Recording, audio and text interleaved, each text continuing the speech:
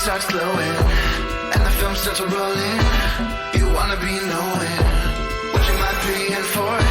So give the show a listen and find out what you're missing. Put yourself in position for the in-ticket score.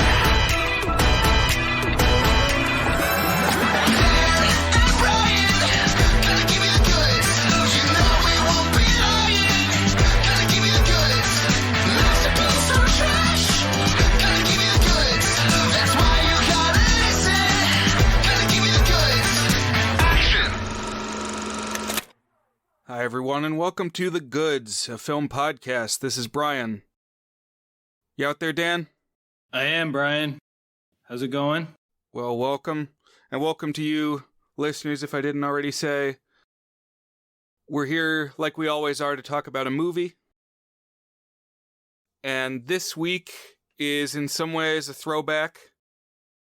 It's like an honorable mention to something that we left out of one of our previous theme months, and you might say two of our previous theme months. I've got theme months on the brain, and we'll be talking about why. But today's featured film is The Greatest Show on Earth from 1952. Actually, the Best Picture winner from that year. Yeah, kind of a strange one. I mean, just in terms of movies that you hear about years and years later. I mean, Greatest Show on Earth. It's not. I mean, I'd heard of it before. It's not a no-profile movie, but I mean, that was the same year as I think as Singing in the Rain, right? Right. So it was up against Singing in the Rain, and so some people consider this like a snub year, and I saw it listed as like top 3 or top 5 least deserving Best Picture winners. I don't know. We'll dig into it, whether that's a warranted descriptor. Same year as High Noon, the famous John Ford picture, The Quiet Man. But it's directed by Cecil B. DeMille, who is obviously a director, well known for being a director. He's the one who pops up at the end of Sunset Boulevard. That's right, yeah. Mr. DeMille, I'm ready for my close-up. So he kind of has that reputation for making big epics, especially like biblical epics. His final film a few years after this was The Ten Commandments, which is one of my favorites, which was actually a remake of an earlier version of that story that he'd done as a silent movie back in the 1920s. 33 years earlier, 1923, he made his silent Ten Commandments. 1956, he made his talkie Ten Commandments. It's a pretty wild thing. That would be like Steven Spielberg making Jaws now.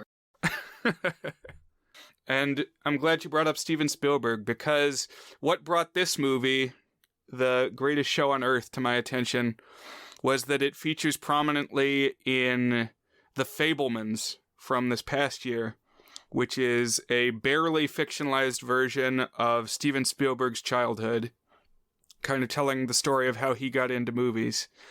And the very first movie that he ever saw when he was 5 was The Greatest Show on Earth. And he has considered it very influential on him. He's put references to it or outright used clips from it in a couple of his films. And it's in Fabelmans, a whole bunch. Yeah, it's very prominent in Fabelmans. It's like I would say one of the better scenes of that movie, and that movie's got a lot of really good scenes, but young, I forget what his name is. Sammy Fabelman. Getting fascinated with the spectacle of filmmaking when he sees this movie, and it's framed in a really interesting way where you don't know how he's going to react to it, and then it's kind of an exciting reveal that he's deeply inspired by it and fascinated with it. Right. So it's minor spoilers perhaps, but the scene it all hinges on is this train collision scene that comes at, I guess, the climax of this movie. Yeah, pretty much the end. Yeah. And, all old school, primarily practical effect. And then young Spielberg, fixates on recreating it and learning, how do you create that effect in the camera? What do you need to do? And when I saw this scene in the movie, I did the Leo point at the screen thing, and I thought, he did that in Super 8. Was a movie that he did a collab with J.J. Abrams in 2011, and it has that scene, like, shot for shot almost, that train crash. Wow. But then if you think about it a little more, we've also seen a circus train in another Spielberg movie, which was Indiana Jones and the Last Crusade. Oh, another relevant film. That opens with a circus train. And did you happen to notice how Charlton Heston, the star of this movie, dresses all throughout it, Dan? Yes, he dresses a lot like Indiana Jones. He dresses exactly like Indiana Jones. He's got the hat and the leather jacket the whole movie. Yeah. Dashing fellow in this. Yeah, apparently, I mean, I'm sure this had some influence, but there's another Charlton Heston movie from around this same time that's called either The Secret of the Inca or The Treasure of the Inca. And supposedly that's the biggest influence on Indiana Jones. Okay. Where he's down in South America looking for treasure, and he's still dressed basically the same way. But yeah, I knew this one a little bit by just from seeing that scene. I mean, was the biggest thing. But also, it's a circus movie, and it won Best Picture. So I lock it in. Felt surprised, that we left it out back when we did Circus Month a couple Julys back. Yeah, I'm not sure how it fell off our radar. And I think it fits pretty well for Train Month, There's not that much train action, but there's one very intense train scene. Right. And I mean, they use the train a few times. It's only really central to the action at the end. But what's kind of interesting about this, so the filmmakers kind of embedded with the Ringling Brothers Circus, IRL, and like traveled around with the troupe for a bit. And so this kind of has like documentary feeling for some of the scenes, and covers how the tent gets set up and taken down and loaded on the train and moved from place to place. And when we get these scenes, we get narration from DeMille, which feels very much like some of his biblical epics. He kind of does the same thing in Ten Commandments. And you have that same spirit of like cast of thousands. Right. That's a term that comes up when they talk about DeMille. Yeah, I was just blown away. I mean, say what you will, and I have a couple of opinions about different parts of the movie, but the production values and just the scope of it, it's like they didn't skimp on the production, the size of it, and the richness of how it looks, and just very impressive. I was wondering, Dan, what other movies have you seen either by DeMille or starring Charlton Heston?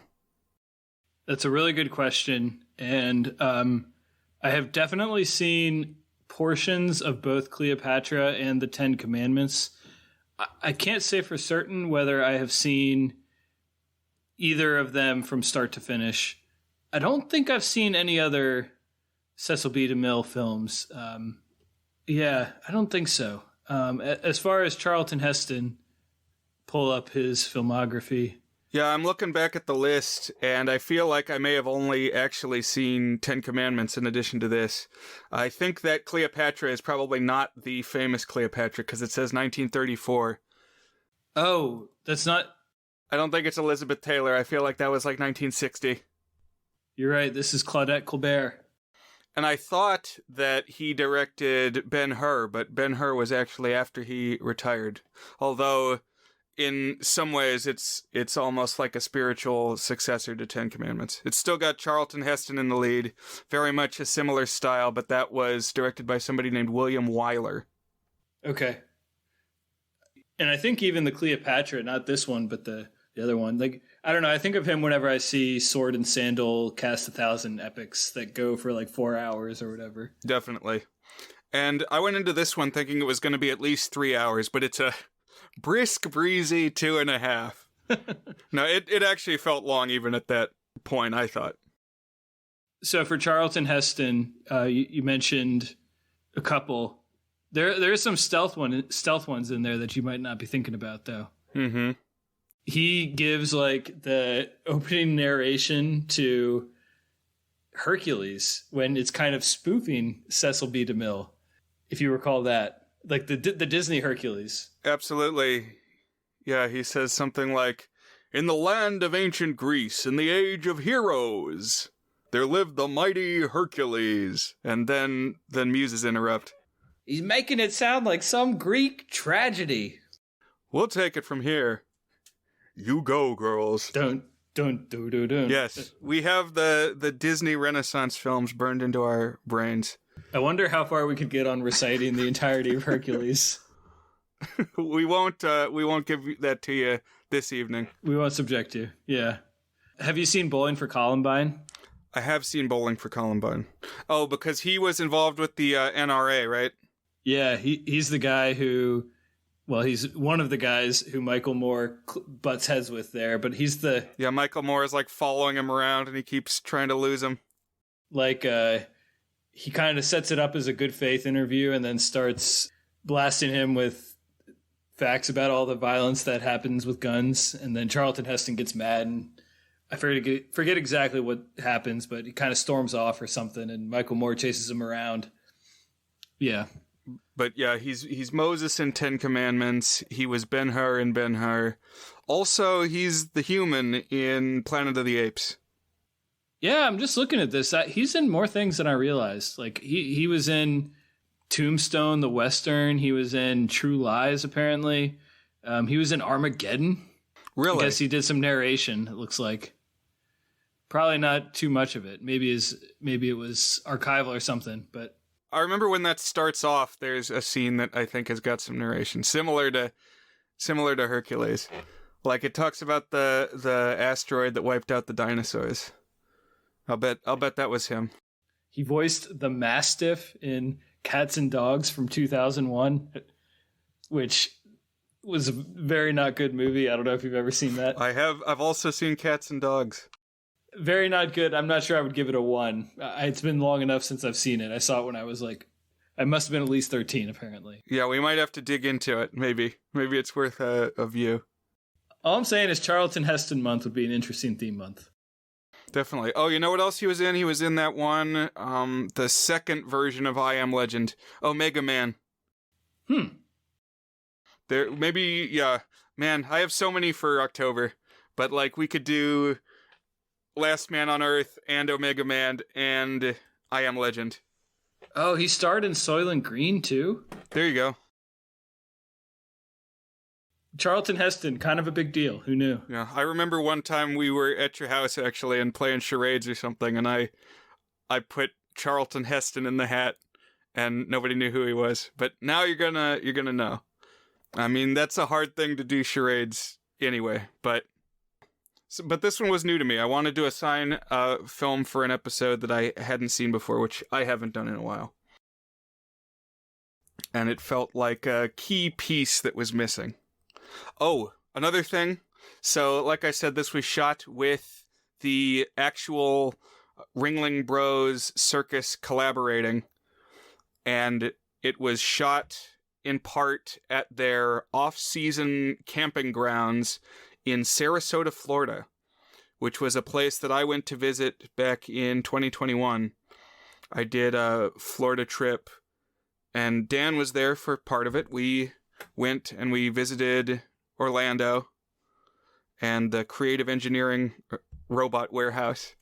But then I kept traveling for the next week and was looking for circus-themed stops.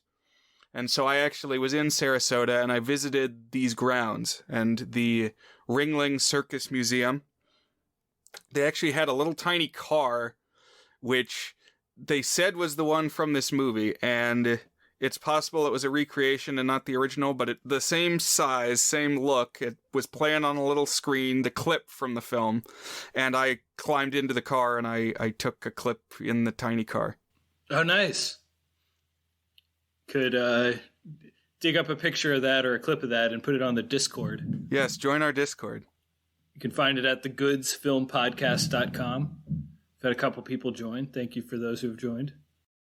And just for historical background, this covers Ringling Brothers and Barnum and Bailey Circus, which, as the name suggests, was like an amalgam of several once distinct operations. The Ringling Brothers were actual brothers, 5 of them. They all looked almost the same. They had big, old-timey handlebar mustaches. But they founded their circus in 1884, and they purchased their competitor Barnum and Bailey Circus, which had originated with Barnum in 1871, when James Bailey, kind of, sort of, the inspiration for the Zac Efron character, died in 1906, and they merged the 2 shows into Ringling Brother and Barnum and Bailey in 1919. So that's what, like 30-ish, 25-ish years before this movie in 1952. And the last year that Ringling Brothers toured with their tent was 1956. So shortly after this movie.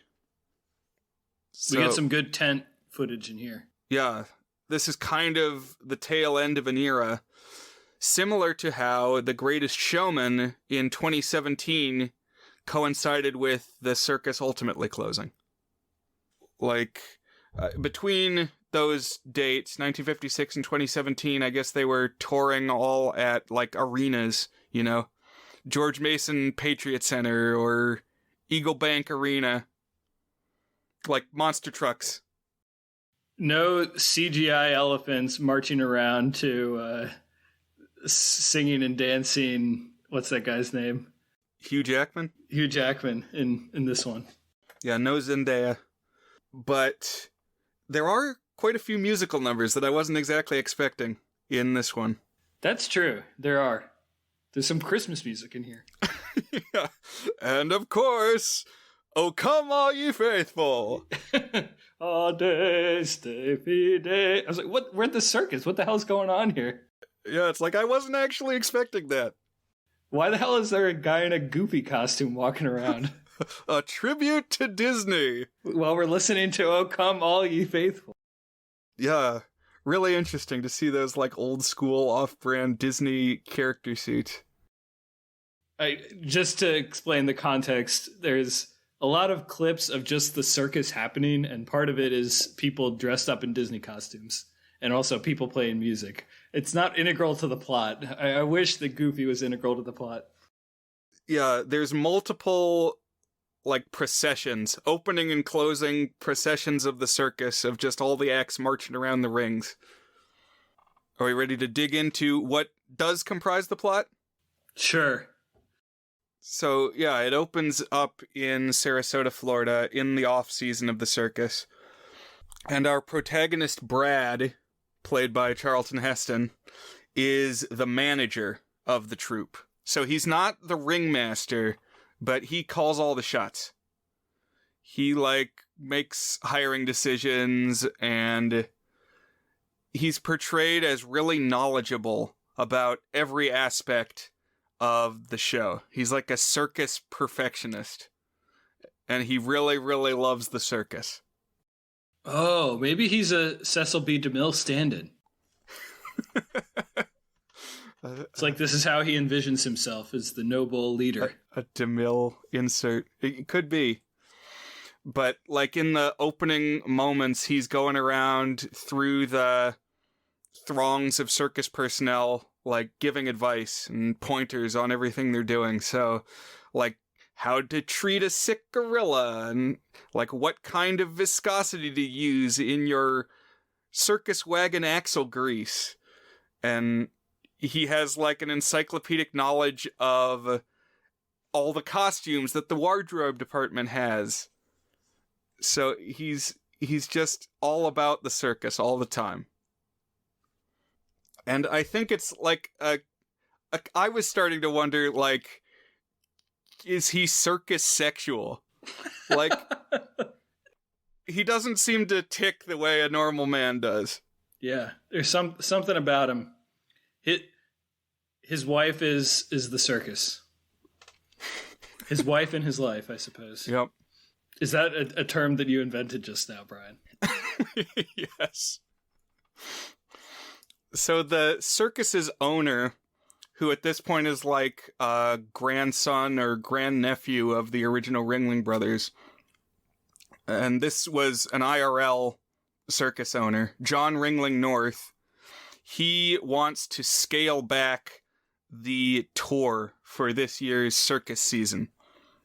Basically, he pulls Charlton Heston into his office and he says, "Listen, Brad, we're only going to hit the big cities this year, and it's going to take like 2 months instead of the usual 8 months or something. Some huge chunk of the year.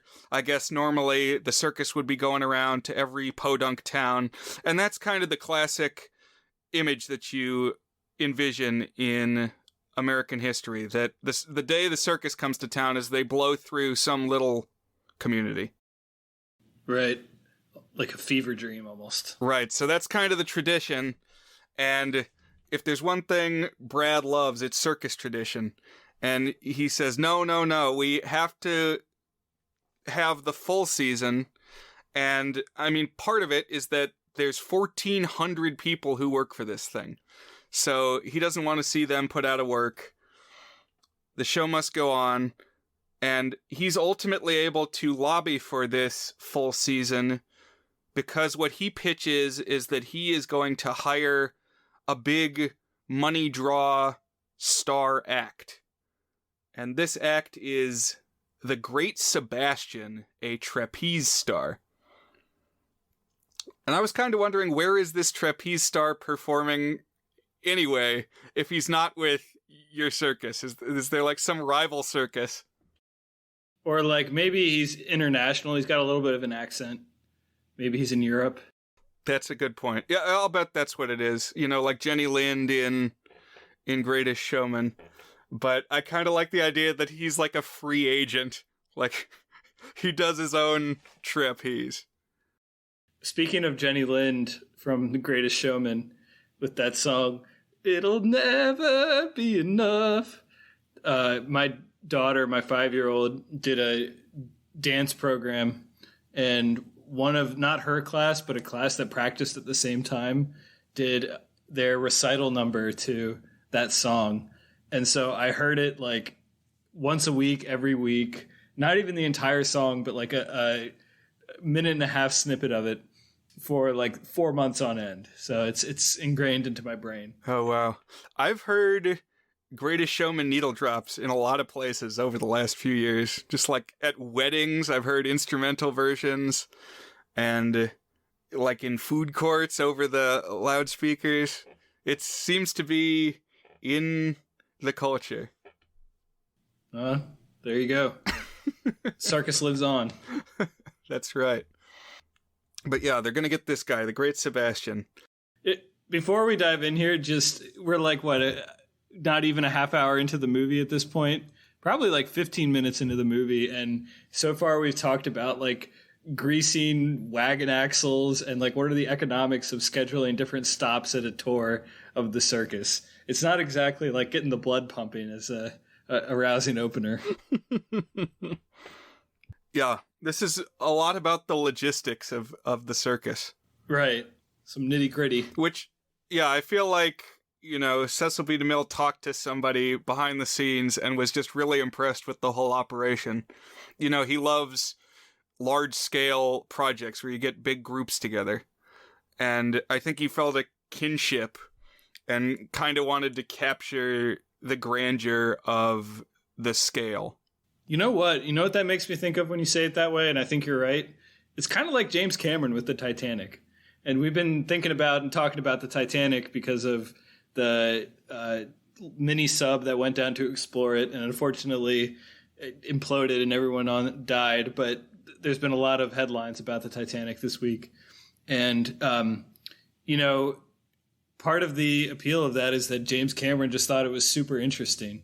And so he like wanted to make a thing about it. And he's also always really interested in how boats and undersea exploration and looking at shipwrecks work.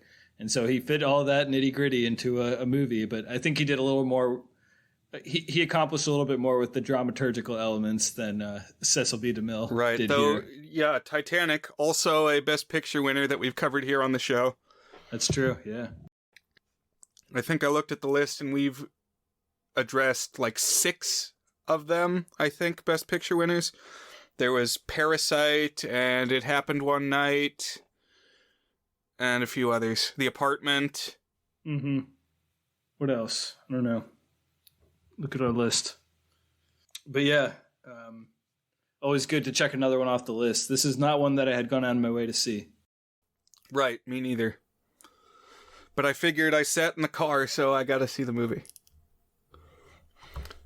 But the hiring of the great Sebastian upsets Holly, who is Brad's girlfriend, kind of. They got something going on, although he seems to primarily have circus passion. Like, that's what gets his blood pumping, is just managing a circus. And so she is also a trapezer and has like climbed through the ranks to be the center act. She occupies the center ring of the circus when she does the aerialist act, and now Sebastian has just been given that slot. And she protests, but pretty dispassionately Brad tells her, this is about economics. Sebastian's going to bring in more money, and the act that brings in the most money gets the middle ring. He just shuts her down.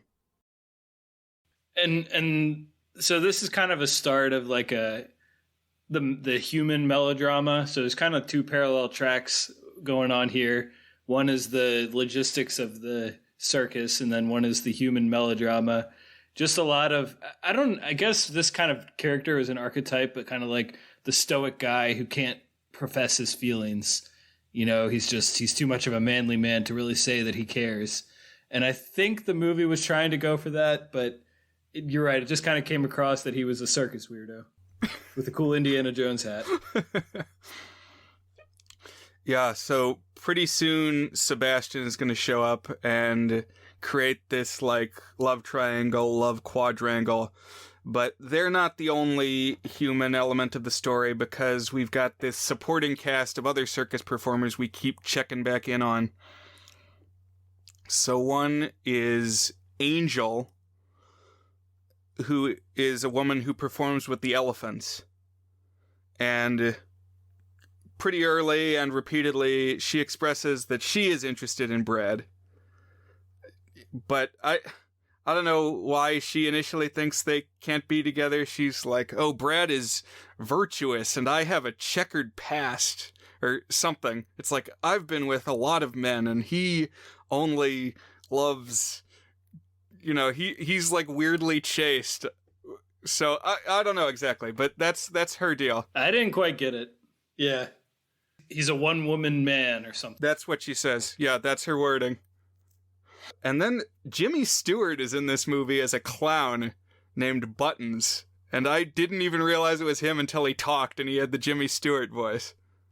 Yeah, definitely. Well, and that's part of the point of the character is you don't recognize him, but which we'll get to. Right, yeah, he never takes his makeup off.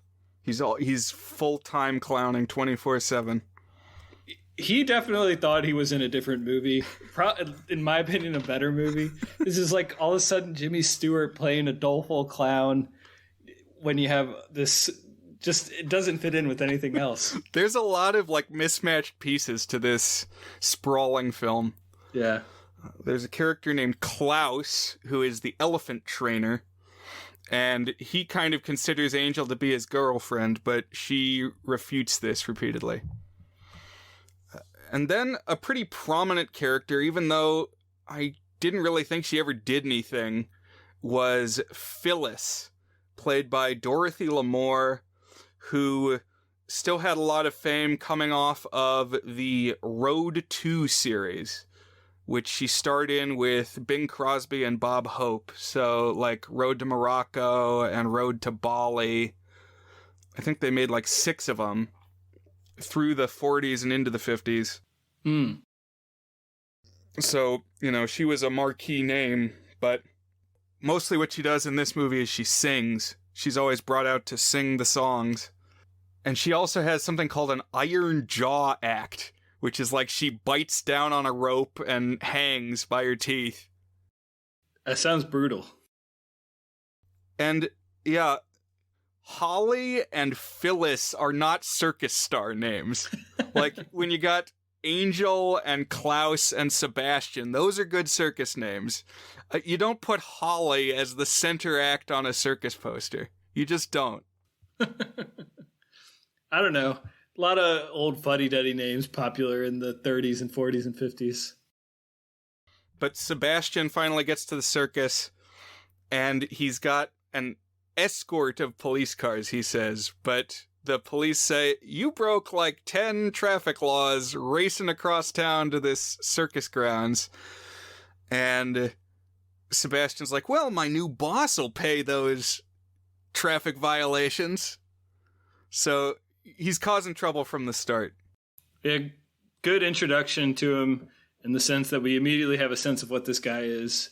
He's a smarmy and not necessarily an objectively bad dude, but he's gonna assume that he gets his way on things. Right, he's gonna stir the pot.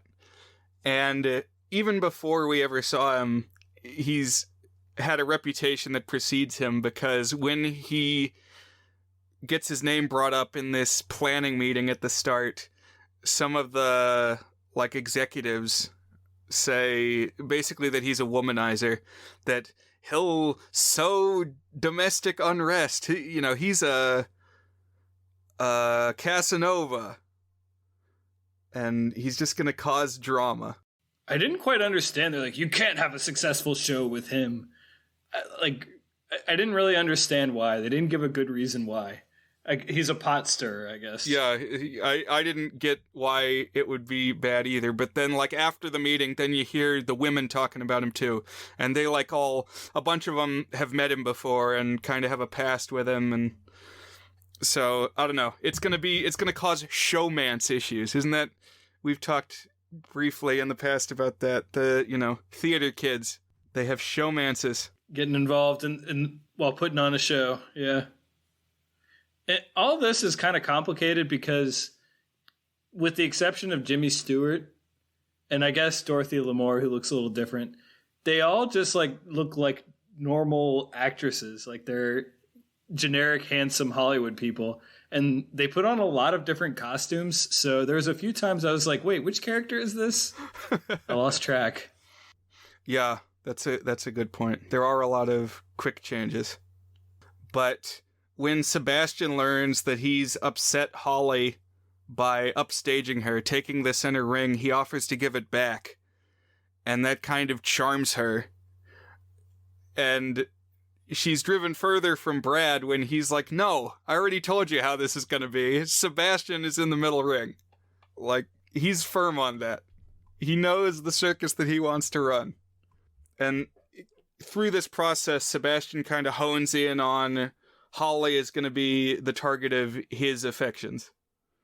His next would-be conquest. He's after Holly now.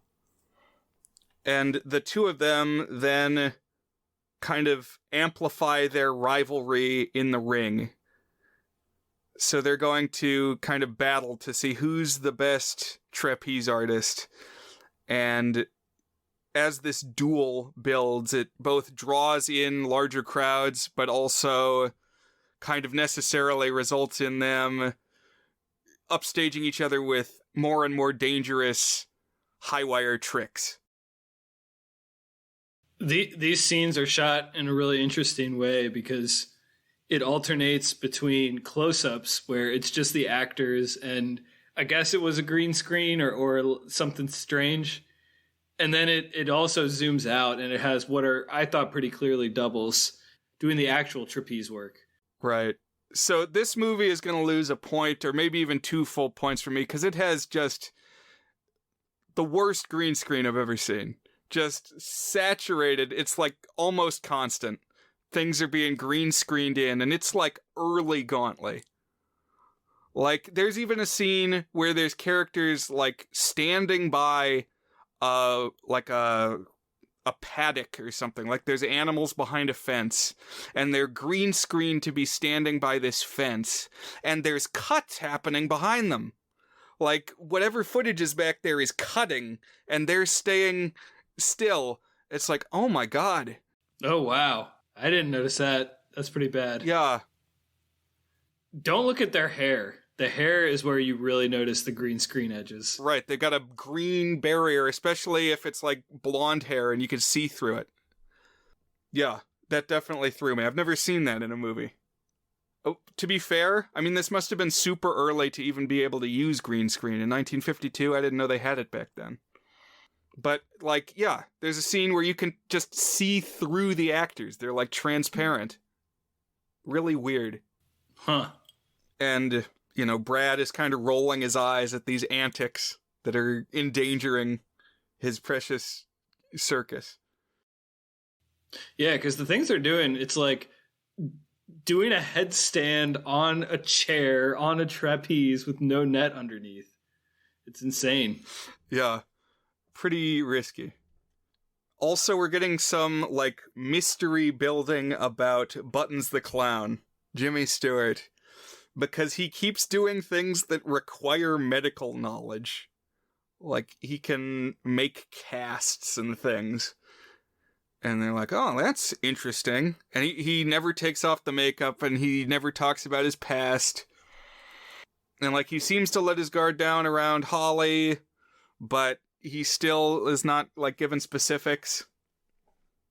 Although he says, like, before they go on the road, that there is... She asks if there's a girl in his life, and he says, yes, there is one, but he only sees her once a year when they're on the road. And then we find out that he's talking about his mother.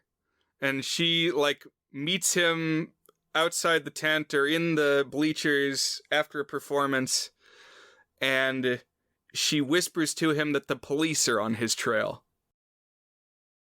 I really like this scene. This was maybe my favorite moment of the film because you don't know who she is at first. And, you know, I was like, I probably, if I was a little more deeply engaged, I could have tried to piece exactly who she was and why she was there. But, like, he's just performing and he steps to the side and he's performing for these kids and keeping his show face on. And then he leans in and gives a flower to an old woman.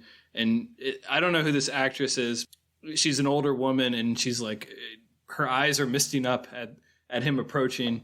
And he, like, leans in and gives her some flowers that he pulled out of his shirt.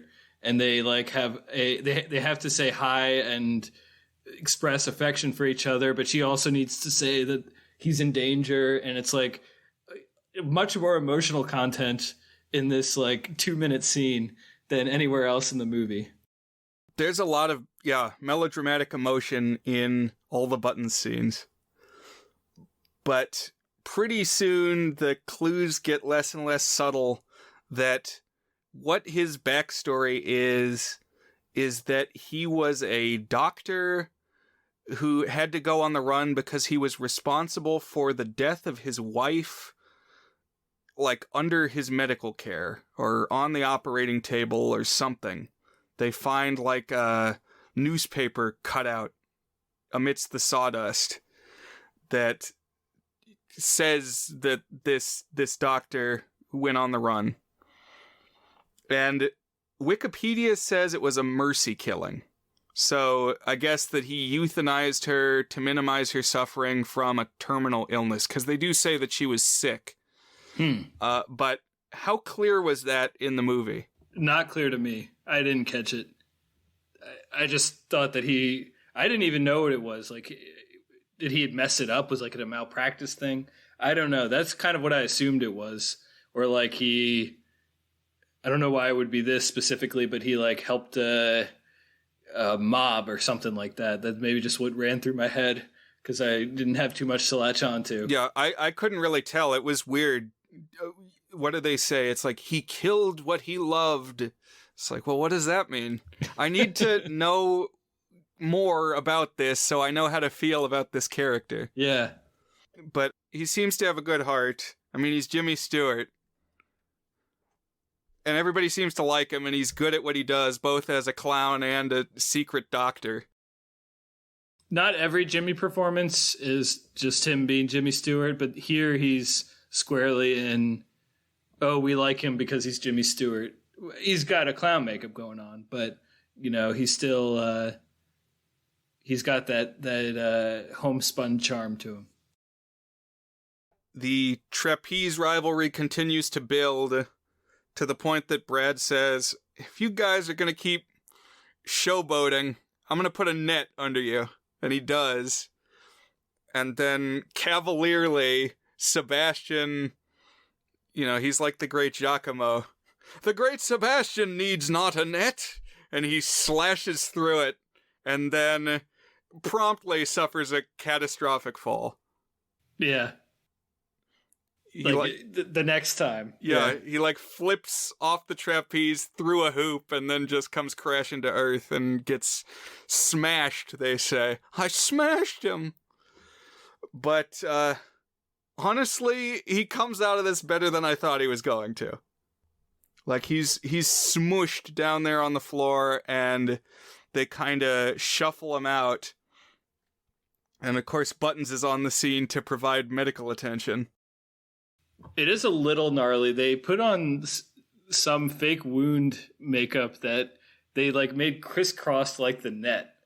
And I don't know. I was like, oh, that looks brutal. Yeah, the rope was still down there on the ground. It wasn't holding anything up anymore, but he fell down on the rope and it cut up a grid pattern all over his arm and chest.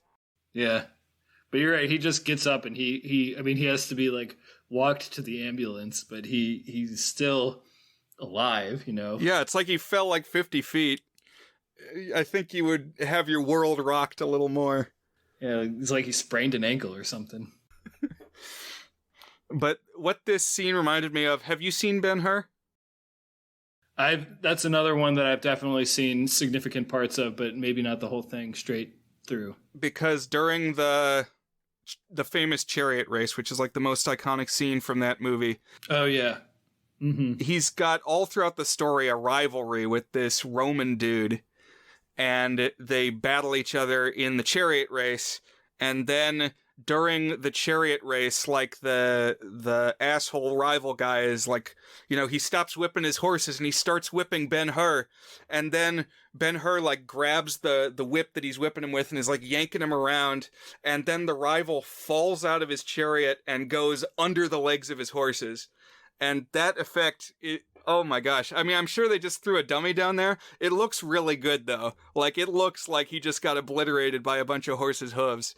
And then the race ends and Ben-Hur wins, and then he checks in, after the race at what passed for a hospital in classical Rome. And the dude is all torn up on a stretcher. And, he's got a broken body. And that was the vibe I was feeling in this scene. So he's down for the count for a while. Sebastian's out of the picture, and you wonder for how long. And I kind of thought he was gone for good, but we'll see. I guess that's another way that he could have been trouble for the circus. You need someone more reliable, not someone who's going to get carried away and hurt himself and ruin the whole show or something like that. Mm-hmm. Yeah, but they're able to muster on. Holly's back in the center ring, but is troubled because of what led up to her returning to the center ring. Was it worth this cost? Right. The monkey paw situation. Exactly.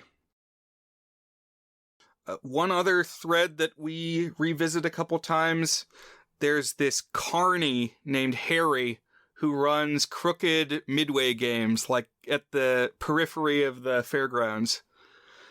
And Charlton Heston is very about running an on-the-level circus. He's like, you can't cheat people here on my midway. And he keeps trying to throw him away, throw him off this crooked carny. And in doing so, runs afoul of this, gangster guy, this organized crime figure who gets a cut from this shady carnival dude. And so he keeps like visiting Brad, the mob guy, and saying, "I can make things hard for you. You don't, kick my guys out." But he's Charlton Heston, so I think we know. We have a feeling of how things are going to shake out. But 3 months pass, and Sebastian comes back. He arrives back in the circus to like get his last paycheck or something. And I mean, I was just like baffled because he's walking around, he's talking like, for a man who just did what he had happen to him, I thought he looked very good indeed. Yeah, he looks normal. Yeah, and the reveal is that he has like a claw hand now. I guess one of his arms is paralyzed. It's all crunched up. Mm-hmm. He's like holding a jacket over it so you can't see it at first. And this, of course, bothers Holly. And she has kind of developed feelings for Sebastian, and also the guilt about her role in what's happened to him. And so she goes to him and professes love to Sebastian and says, "Don't leave. We'll still find a position for you at the circus. Maybe you can't do the trapeze anymore, but you can be a concessionaire. You can sell balloons, and you can still be a part of this kind of family that we've got." And then when this happens, Holly's with Sebastian now. Angel kind of sees her chance, the elephant attendee woman. And so she comes in and makes a move on Brad, which she's been waiting to do. And I don't know about you, Dan, but I saw way more chemistry between Holly and Sebastian, and even between Angel and Brad, than the other way around. I don't know what your thoughts are on the relationships in this movie. I can buy that. I'm never really convinced that Brad and Holly, like, why would we care about whether they were together? I guess it's kind of the same thing what you're saying with the chemistry. Mm-hmm. And, like, I don't know, Angel and Brad just seemed kind of, I don't know, like they liked each other. I mean, that's a little more than we see with Holly and Brad. Right. Well, Angel kind of slinks into Brad's, like, train car. And it's almost like, I know what you like. You like the circus. It's like she's willing to just like kind of, yield to all his stuff, all his weirdness, and just like let him, kind of lead things. Meet the circus sexual at his level. Exactly. She like lights his pipe. Yeah. She's like, "I'm going to do things your way." And then the Holly and Sebastian, I mean, they've got the collegial relationship. They're coworkers. They do the same job, and they kind of push each other to excel at that job. So they just really seem to have more rapport. And Sebastian just seems to be into more stuff, a more varied hobbies than Brad. I don't know. I mean, he still is the trapeze guy, but like he talks about champagne and France and just like cliched romantic stuff that Brad doesn't. I kind of saw that from the angle of he's like a womanizer trying to reform, and is Holly going to be the one to make him settle down? It doesn't really do too much with that on a textual level, but just in terms of like his details of like being the fancy guy who talks about champagne with the women, and her trying to woo him, but also not be, I don't know, fake about it or something. It's kind of an odd and honestly not very compelling romantic dynamic we have here between all of them. Yeah, I think you're right on pretty much all those fronts. It's kind of a slow movie, and it keeps getting broken up by these bits where we're watching the circus act. It's just very odd. I mean, we've talked a little bit about it, but just the experience of watching it's so unusual, because you'll have like 10 minutes of generic studio era melodrama with vaguely handsome and charismatic, but not particularly interesting people. And then you have like 15 minutes of watching an actual Ringling Brothers circus with, real flying trapeze, although cut back and forth to make it seem like our actors are the ones doing it with the help of green screen, and real animals, a lot of real animals, and some people who would have been called freaks at the time, and it seems like they're the real ones. I'm not actually sure. So it's almost like pseudo documentary, as well as being a big high budget epic. It's like you're saying, it's like capturing. It's like, is there a better documentary of what the circus was really like than this? Is that a film out there that exists? Because I would certainly buy that this is like the best film footage we have of real circus. Like the highest budget, clearest shot, brightest color, best camera angles, of a circus, even though it's interspersed with all the other story stuff. It's almost like go one way or the other. Like be the story of the clown doctor who accidentally killed a man and now he's stuck in this drama. Or it'd be just a circus documentary, Right. It feels to me kind of like those 50s Disney documentaries where it was like true wilds or wildlife. They would do those like nature documentaries, and they would have like dramatic narration, but it would have, the lemmings in the Arctic or the animals in the desert. And we talked a little bit about those back when we covered bears with John C. Reilly. But I feel like those kinds of things were in vogue in the 50s. Okay. Just, offer a documentary portrait of a place or a culture. So, yeah, it's a hodgepodge. There's a lot of different elements in this thing. But Angel getting involved with Brad angers Klaus, the German elephant trainer, who had me thinking of Peter and Ivan from Chuck E. Cheese in the Galaxy 5000. Yeah. German himbos, I think you said. That's right, yeah. That's who Klaus is. And except he's got an army of elephants at his command and his disposal. I want to see the Klaus takeover of the circus. Yeah. Klaus and his elephants versus Brad. The rival faction, Circus Civil War. Yeah, because one of the acts that they do with the elephants, and they actually foreshadow this, like they talk about it earlier in the movie, is they have a woman lie on the ground and then an elephant act like it's gonna step on her face. Like that's the act. But they demonstrate that they have such mastery over the elephant that it doesn't step on her face. Right. And then finally the time comes for the act, and Klaus leans over and whispers to Angel, who of course is the woman on the ground, "But what if I do let the elephant step on your face? 'Cause I'm kind of thinking that that's what I'm gonna do."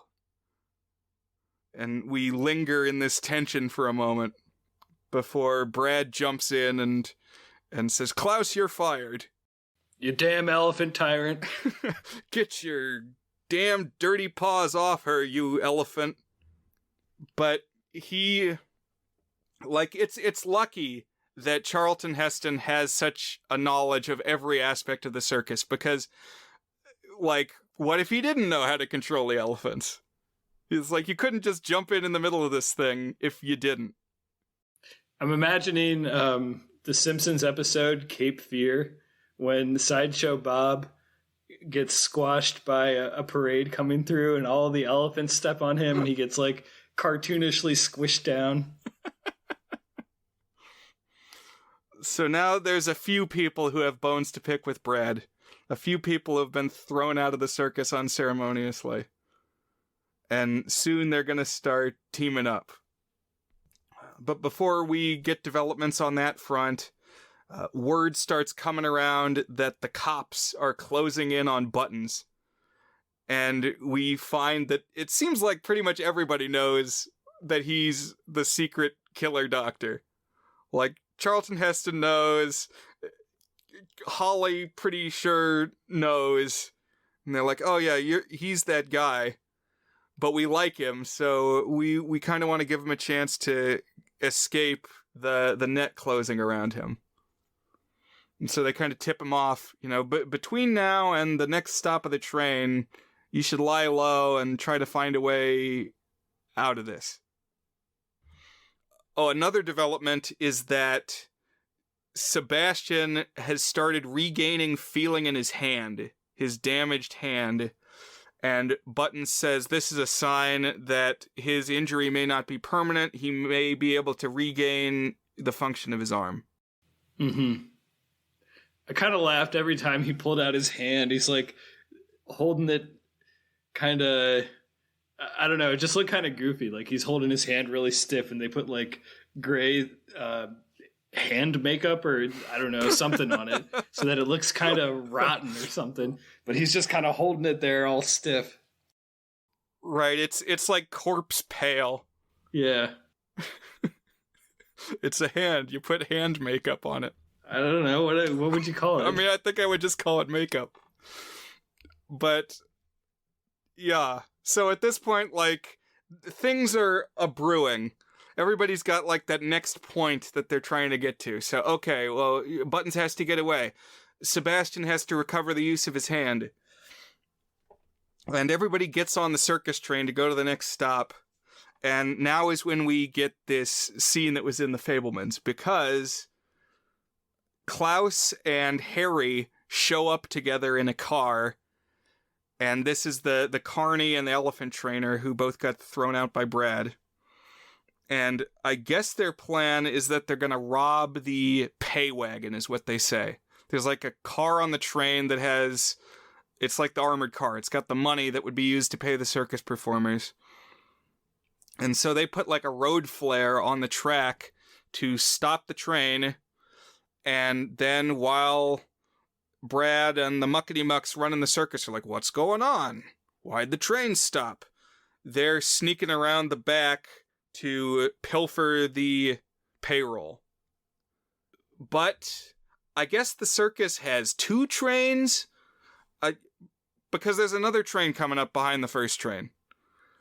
And I guess because he suddenly realizes that he has put Angel in danger, Klaus suddenly freaks out and starts driving along the tracks Groundhog Day style towards this second train that's coming up and waving his arms saying, stop, stop.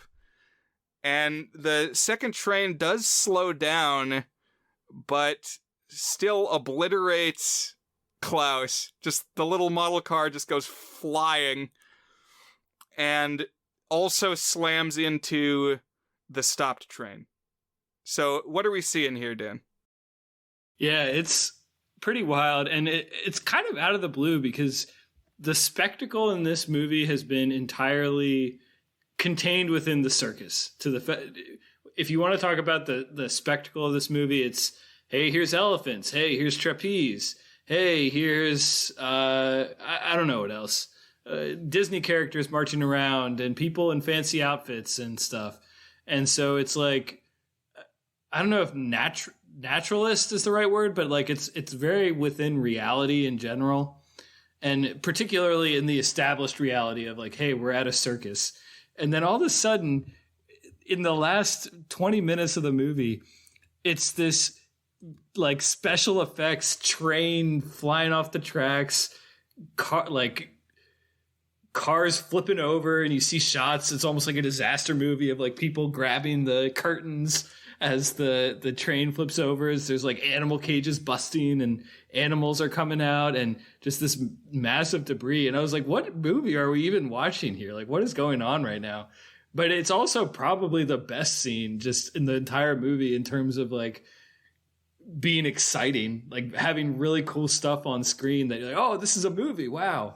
I mean, a lot of this movie, again, it's people talking and then it's circus footage. So this was like pretty awesome to watch, but felt like it belonged in a different movie, I guess. I don't know. I can see why this is the scene you would glom onto. And yeah, the craziest part to me is there's like lion cages flying around and they smash open and the lions come running out. And I had to wonder, what area did they set up to shoot this scene in? Like, there must have been some kind of larger container surrounding the place to just have these lions dashing around, and a tiger. I think the tiger actually gets pretty close to some people. Like, yeah, cool stuff with the animals on the loose. Right. There's the Ray Harryhausen movie, Mighty Joe Young. He might have been like the assistant on that. Whoever the King Kong guy, I think he paired with. Yeah, Willis O'Brien and Ray Harryhausen working together. And I was thinking of that a little bit because in that one, they have scenes, I think it's actually at a circus. It's some sort of show, and they have animals. And they have the special effects gorilla, Mighty Joe Young, getting mad and then fighting some circus animals. And you have similar things where you have like these action set pieces with all of a sudden there's real lions and tigers in there. But the one that got me in that one is the gorilla picks up the lion and throws him, like tosses him. And you see it with the special effects, like the sort of claymation-y thing, where they're both claymation, and the claymation giant gorilla throws the claymation lion, and then it cuts to like a real life lion flying through the air and like hitting the ground and tumbling over and getting up and running off screen. I was like, how did they actually throw a lion? And there's some sensation of that here too. It's like real cages flipping over and lions walking out of it. It's like, man. So I thought for sure in this calamity, we were going to lose one of our main characters. Like maybe Holly. I thought there was a decent chance of Angel. I thought Sebastian was going to go because he like just had that moment where he's regaining the use of his hand. Oh, he's going to make it. He's going to be better. I thought he was going to be done, but no. They all make it out of this. They mention casualties, but I don't know who that is. Like who died in this thing. They don't kind of linger on that, even though stuff is just strewn cattywampus everywhere. It's like train cars sticking up vertically. Yeah. But Brad is squashed under like a piece of debris. You know, it's pinned his legs like up to his waist, and he's pinned to the ground. So he is hurt. He needs some medical attention. But in the moment, all he wants to do is get the show on the road. He's like, no, the costumes spilled out of the costume car. Go put them back. And like, I need a manifest of all the animals. Round up the animals, get them back on the train. Like his mind is going a mile a minute. Gotta run the circus. That's his thing. That's his kink. The circus, my love. And the doctor was not killed, but he was knocked unconscious. The official circus doctor. So Buttons needs to come back, even though he had started to kind of slink away in the madness. Like, oh, great cover to escape and go on the lam.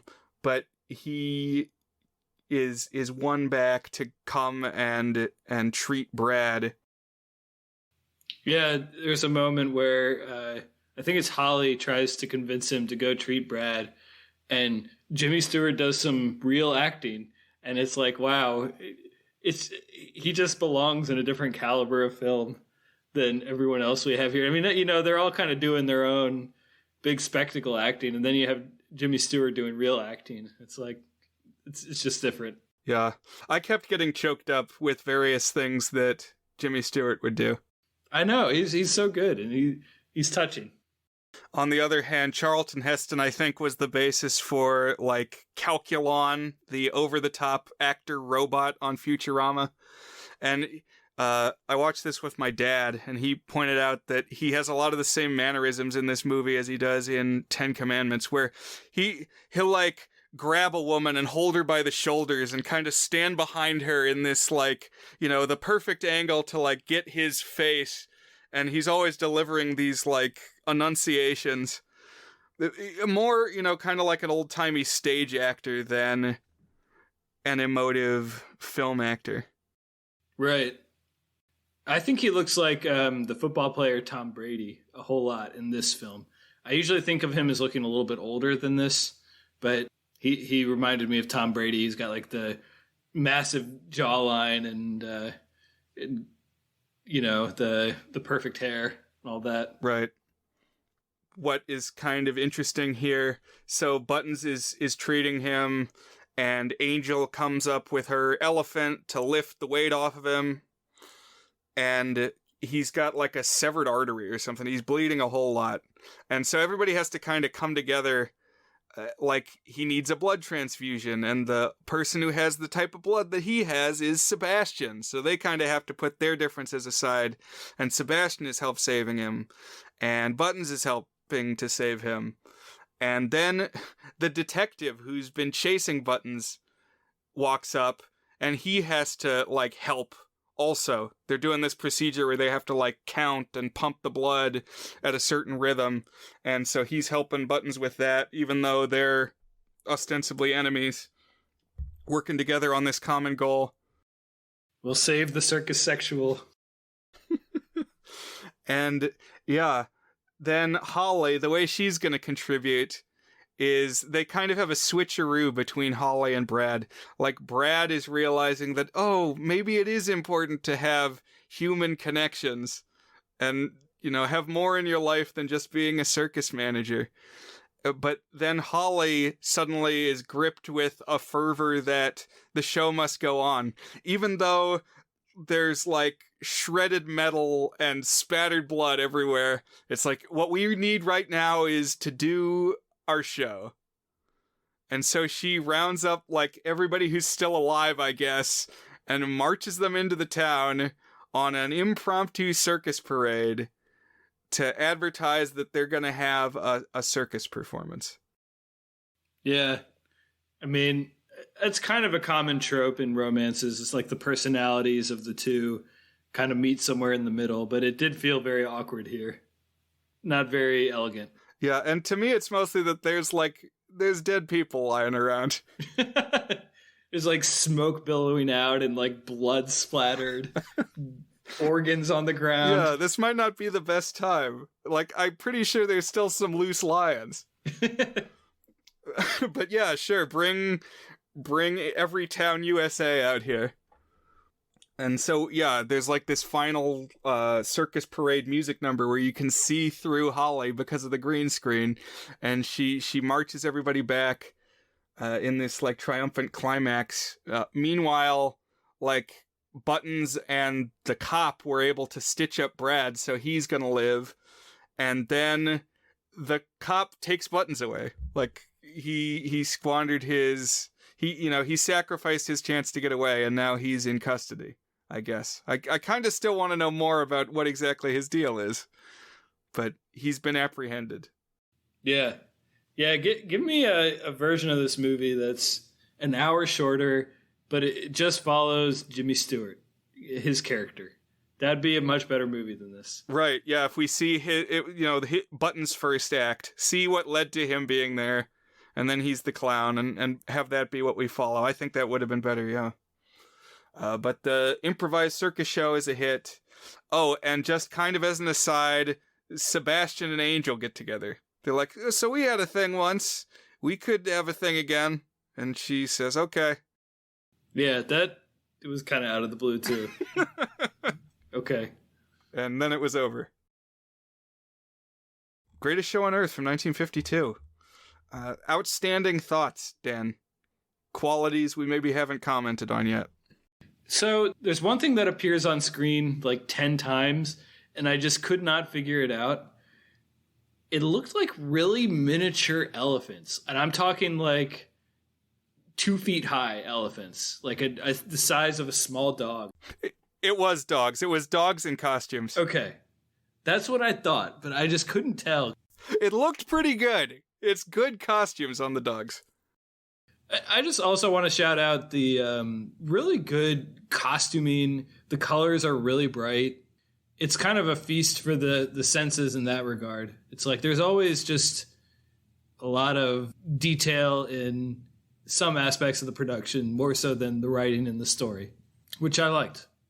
it's fun to watch a high budget studio film where the majority of things are practical and you have all that glamour in the midst of this big cast and big production. Yeah. I mean, I like the circus. I almost understand where Brad is coming from. You wouldn't go quite that far. Yeah, not quite so far. Something that I thought was interesting that they do a lot in this movie is we keep getting cutaways to various audience members and like seeing their perception of the circus. I thought that was good. Usually, almost every time they did it, I got something out of it. Often it was funny because there's a scene like where it's a dad and a son, and the dad is like really, really into it, and the son is not. I like that. I think we might be thinking of the same one. This is during one of the procession things where they have the Disney characters out, and it keeps cutting back to the dad and the son, and the dad is getting really excited about the movie cartoon characters. Okay, he says, "Look, it's the Mad Hatter." It's Mickey Mouse. And what I thought was kind of wild is that Alice in Wonderland came out in 1951, so that was like the brand spanking new Disney movie.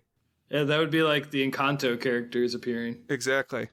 And one of these cutaways to the audience, there's a cameo from Bob Hope and Bing Crosby watching one of the Dorothy L'Amour songs. So that was kind of neat. It was like, hey, there's the star of Disney's Ichabod and Mr. Toad from 1949. That being Bing Crosby. Right. Oh, good connection, yeah. But, yeah, a big weakness for me, just this heinous green screen. It never looked good, and it was used all the time. And just overall, I mean, it's kind of a hodgepodge scattershot.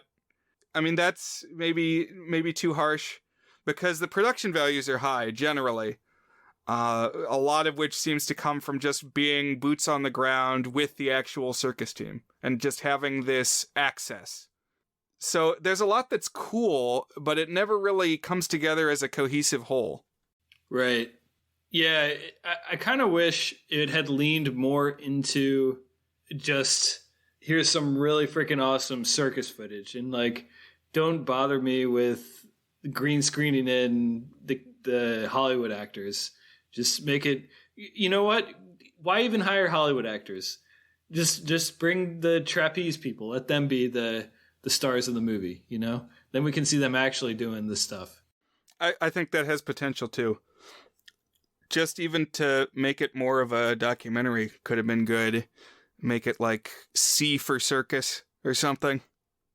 But are you ready to declare, Dan, whether the greatest show on earth is good? Sure, let's do it. So I will talk us in. Is It Good is our signature section where we each give the movie a rating on our 8-point goodness scale, ranging from very not good, which is a 1 out of 8, to our masterpiece rating, toward a good, which is an 8 out of 8. And so I will answer, is the greatest show on earth good? So this might be the worst Best Picture that I've seen, which is not that low of a bar. It's like I've seen mostly the famous ones, and mostly the famous ones are good, you know? I haven't seen like Cimarron or the obscure early ones that people don't really talk about anymore. That said, I was kind of on a low 4 when we started, and then as we were kind of talking through it, it occurred to me that basically nothing stuck in my brain as we watched it. Cool footage, good production. I mean, you could maybe talk me up to a low 4, but right now I'm feeling a high 3 on this. It's not good. Just a lot of storytelling, melodrama, light romance that I didn't care about. Whenever Jimmy Stewart was on, and it was way more interesting.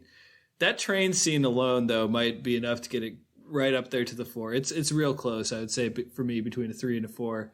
I'll land on just a high 3, but I say see it if you like really big productions, if you like the circus and you just want more and more circus in there, if you like brightly colored, high production value Cecil B. DeMille films. But it's definitely not like essential cinema. There's nothing bracing about it, and other than I would say the train scene, which is really something. So I don't know. You could maybe talk me up to a 4, but that's where I am right now. What about you, Brian? For me, it just squeaks into a 5, which we call a good. And, I mean, we've talked about it. I like the circus, and this gives you a lot of that for your buck. Ringling Brothers at their peak right before, trailing off. So it's cool to see. I mean, there's like real baby gorillas at the start. Quite a few of the acts you get to see. And there were beats in the melodrama that I liked. I don't know that it ever gelled as a seamless whole, but especially the Jimmy Stewart stuff I liked. He tugged my heartstrings, although I would have liked to know a little bit more about him. I actually liked Sebastian's arc. I thought, we see him lose some of the braggadocio and come down to earth a bit. I mean, literally, we see him come down to earth. But, I bought that, Holly was going to help build him back up again. And I just saw more potential there than with her and Brad. So, yeah, kind of an odd one. The green screen really bothered me. But overall, if you like the circus, definitely see it. If you like Cecil B. DeMille, check it out. Overall positive, but just barely for me. It really is hodgepodge is the word you said. It's just a strange combination of things going on with it. It's like, I like the circus, so let's make a romantic melodrama love triangle about the trapeze artist, but also there's a secret murderer clown there, but he's a good guy, and he's played by Jimmy Stewart. And also there's an enormous train crash at the end because they accidentally get involved with the mob. It's like, who came up with this? I don't know, man. And Pluto the dog is dancing around to Adeste Fideles halfway through. Yeah. We keep seeing Emmett Kelly, who is one of the most famous clowns behind Ronald McDonald and Bozo. But if you're learning clown history, the guy who's going to be on the front of the textbook is Emmett Kelly. And I don't know why he's famous after watching this. It's like his act seemed to be that he's a mute clown, and he just kind of stands around looking sad. And I don't know what his draw was. I guess I need to read up on my clown history a little more. But I knew him, I saw him, it's like, oh, that's him. And then he never really did anything that stole the spotlight. I didn't know that was a famous clown. I feel like I would have liked to know how much of this was real and how much of it was hired hands. Right. Because it would have added definitely a layer to me, if I knew for sure that, hey, all these extras, this person who's doing this work back here, that's actually what he does in the circus, Mm-hmm. It's like if it had embedded more in the documentary aspect or something. Yeah. And I mean, it was cool seeing the tent go up and come down, and I did like that. The way the train worked. Yeah, it was cool. I'm glad that it exists, that we have this document of the greatest show on earth, for sure. Right. And the last thing I'll say is, we mentioned that this is kind of a lost chapter, a potential one-time inclusion for Circus Month, for Train Month. And I also picked it looking ahead to Movies About Making Movies Month in July. Now, of course, this was prominently featured in The Fabelmans, but one of the movies about making movies that I'm going to assign is Super 8. Okay. So keep this one in your brains. Yeah. Very cool.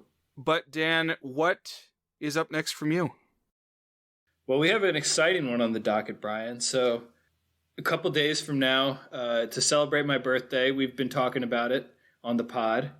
I rented out a movie theater, and we're going to go watch my official favorite movie of all time, That Thing You Do, directed, written by, starring Tom Hanks. And I'm really excited about this. I've never seen it on a big screen. I'm excited to do so.